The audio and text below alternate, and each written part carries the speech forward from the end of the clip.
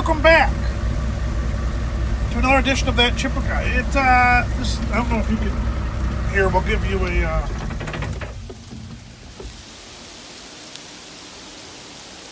the sleet / freezing rain that's going on out here is nasty.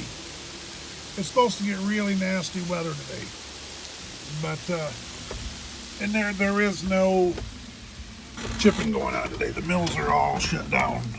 So we're out here, we got our stock piled up, and we are slashing timber. And everything's going great so far. So I thought we'd make a video. I think we had a question about the controls in the old Barko. Now the controls in the old Barko are a little more complicated than everything else that we have. This is a little older. It's one of them in between. She's not the lever action. I watched a stump jumper video the other day, and he got in his loader, and he had the old lever action going on. And I did run our old, we got a Model 23 hole tree at the shop, and that thing does have the lever action, and I ran that years and years ago. I put about a bundle of wood through it once. So they come up with this stuff, and their new one, obviously, they have all of this is in your joysticks, and it's not, you don't have anything like this, but there's some gnarly beech, a little bit of soft maple. It's real, just beautiful timber. You can see he cut the top out of a couple of them to help me out. So a little bit of logs there, but what we got going on is you got a couple little buttons.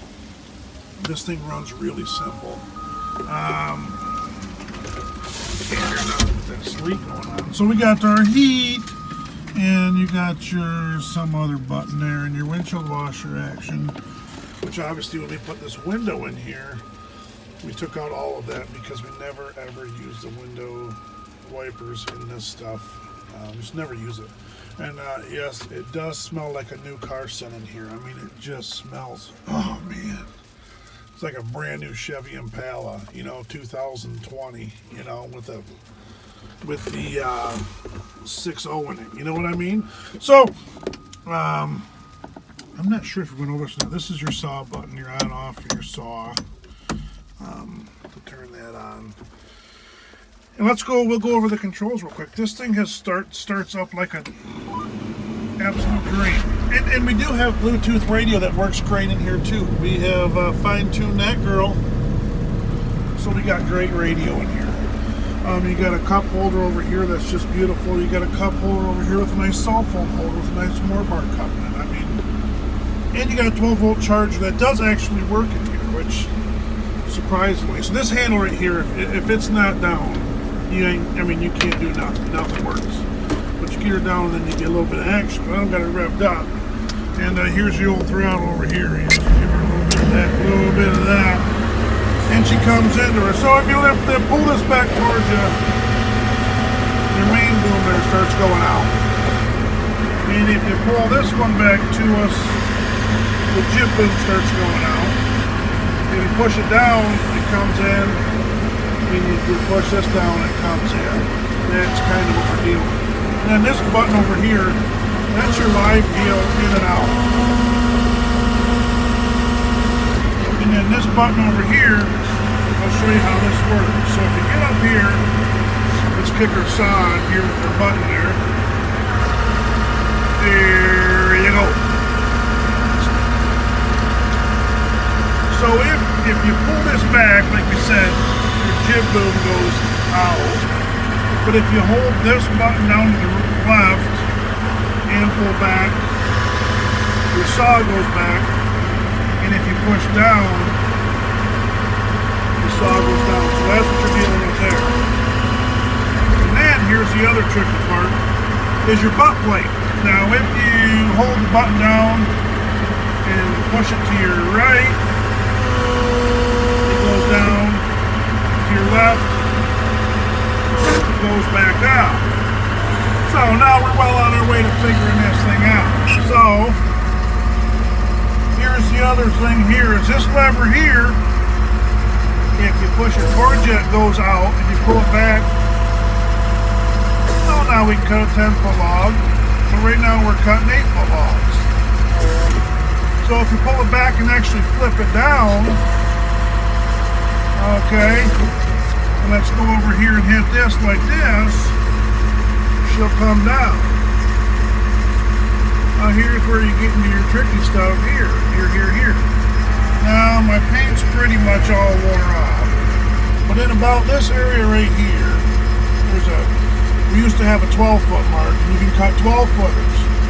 Now if you butt it all the way up to the back of the slasher, that's actually 16-foot long. So you can do that. You can cut 16s or 12s, and you could probably rig it up to cut 14s or whatever you wanted to. I get the question so many times of why we cut the lengths that we do. We cut the lengths that we do, it's because that's what the mills want around our area. And around your area, they might want a whole different length or different sort of logs. So that's how we sort them out. In our area, you see these lengths go down the road every single day. That's just how it works. Our log trucks are set up to haul stuff like this. The mill wants stuff like this. So that's why we cut the lengths that we do. And then this one here, I don't know if that, what does that run? Oh, anywho, it's my first day. But these two on the outside, this one here and that one there, those run your stiff legs. This runs one side, each of them, and this one runs the other side. So the two middle joysticks come into effect. Now you got to have this all in order. And a lot of times when I have somebody that moves this at the shop or something, they call and ask me this question: is how do you drive this thing?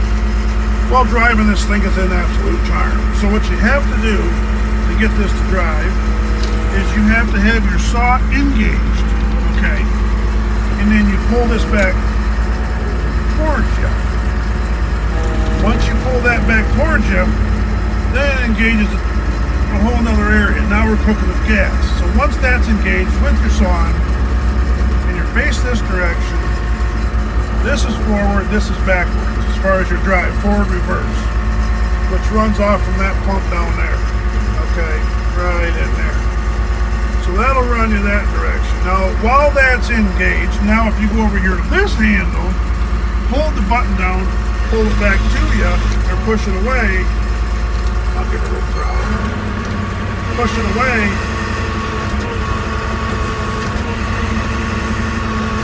Now that's your steering with that engaged. So we aren't moving, so we'll kick that out, re-engage our saw. That's how you drive this thing. And then obviously my foot pedal back and forth, that's how you swing back and forth to turn the screw.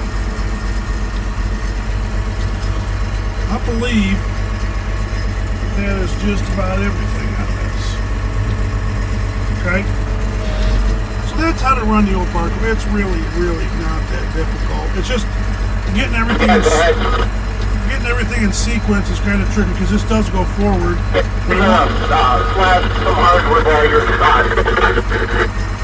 me get this turned down. We're talking back in the woods. When you put that forward, it doesn't do anything. And if you pull it back with the saw disengaged, it won't do anything either. So just learning how to run this thing, and once you figure it out, you figure it out. The hard part is trying to remember it. But one of the other tricky things about running this saw is this slasher. Is you don't want to get, your main objective is to stay away from the saw. Okay, that's your main goal. Now I had somebody comment on the last video with the saw. They said if the saw was put on the other side, you'd save yourself time, which is very true. So what happened was when we had the new Prentice built, we had the saw put on this side so you can put wood in there easier. Now when we're set up like we are, it's difficult. The reason why we did that was because when we're set up next to the chipper, it's easier to put wood in there and easier to sort wood. So what I usually like to do is when I set this slasher up away from the chipper, I usually like to have it on that side, stack logs over there, and then the log truck come over here. I couldn't do that here because the 2-track was on this side of the cut, so it kind of messed me up. If I went over there, I had to stump a bunch more stumps, and it would have been, I mean, a mess. And there's already enough stumps already popped out there from the storm, so I didn't want to do that. And so it just makes it a little more difficult, a little slower, but in the end, it all works out just fine. But the tricky part is when it's cold and you rev this up and you get your hand down here and your button and pull the saw back, okay? And then you go to lift your boom. See, now you want to stay away from the saw. Okay, so if we push the saw forward and go to lift our boom back, what happens is you go like this and then you move your thing, and that saw, when you go to move this down, and the oil's cold, which apparently it just warmed up since we've talked because it just wants to irritate me, but that saw will actually go forward, and the valve that switches in this will actually stay engaged sometimes, and you go to pull wood through there and your saw will come out. That's how you hit your bucket a lot. So you got to be careful with that when it's cold. That's the most important thing. And the same thing with the butt plate. When you engage the butt plate and bump it up with that button, sometimes you go to move it and your saw will take off. So you just got to be real careful with her in the mornings and kind of get used to her and let her warm up. Once she's warmed up, she's fine, but she can get you in big trouble if you're not careful. So that's why you want to stay away from the saw. I don't ever let, when I'm idling like I am, I usually don't let the boom sit like this. I always rest my boom, just because we got hoses down here that control, the hoses underneath, that control these cylinders. I've seen them blow, and I've seen this thing come crashing to the ground. So therefore, I always rest it when I'm not working, and I never leave it sit above the saw. I will set it down above the saw on my live heel. I'll set it up here like this. Here, I'll show you.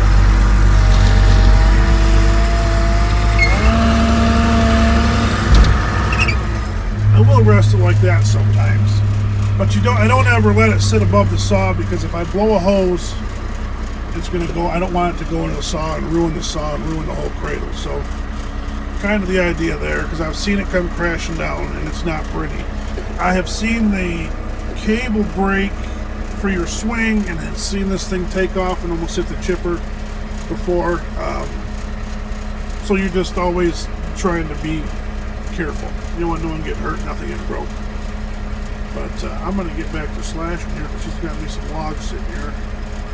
There's some pretty ones here. They're not that tall, but they're nice. Of course, we left all the nicer ones, and he marked those. So we're just taking the ones out there that were blew down. So thanks for watching. That's a little bit of explanation on running the old Barko.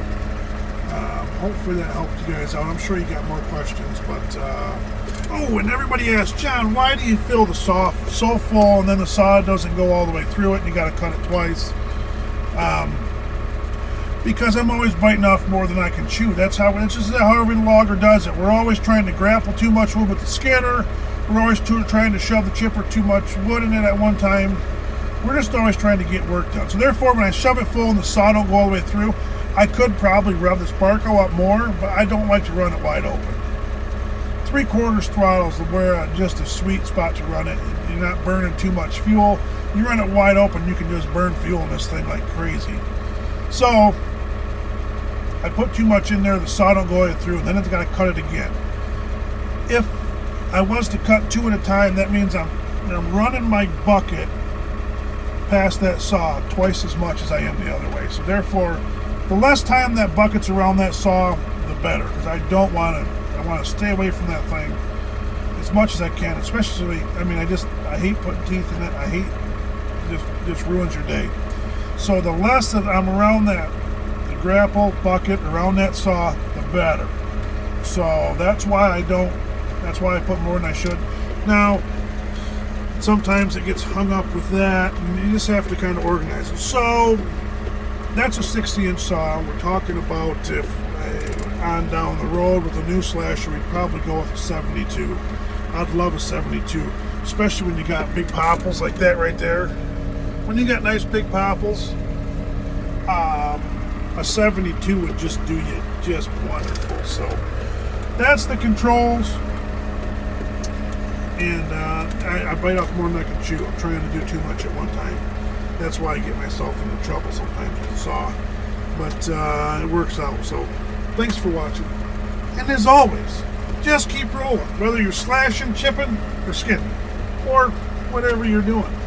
And we're just going to keep slashing. I'll probably continue to put too much wood in there at a time. And I'm going to slash up this nasty beech.